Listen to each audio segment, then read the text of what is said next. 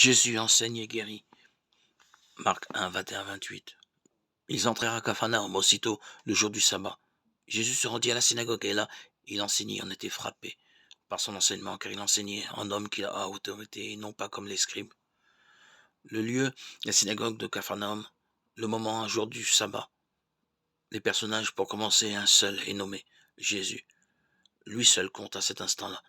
C'est lui qui enseigne et les gens sont frappés par l'autorité avec laquelle il parle. Un drame violent commence alors.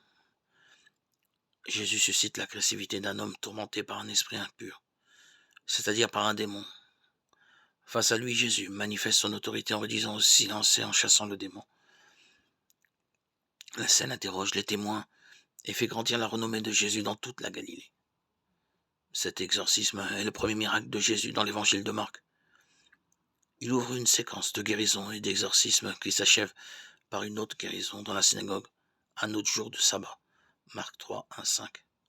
Provoquant en réaction la réunion d'un conseil en vue d'éliminer Jésus. Marc 3, 6.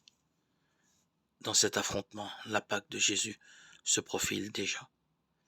Le combat spirituel engage des forces qui nous dépassent. Mais je peux m'appuyer totalement sur Jésus. Il a les moyens d'anéantir la puissance du mal qui, ici, aliène un homme et défie le Saint de Dieu. Avons-nous conscience que marcher à la suite du Christ nous engage personnellement dans le combat spirituel qui se livre dans le monde? De quelle manière concrète cela nous concerne-t-il? Saint Paul nous indique les armes à revêtir, Éphésiens 6, 10, 20.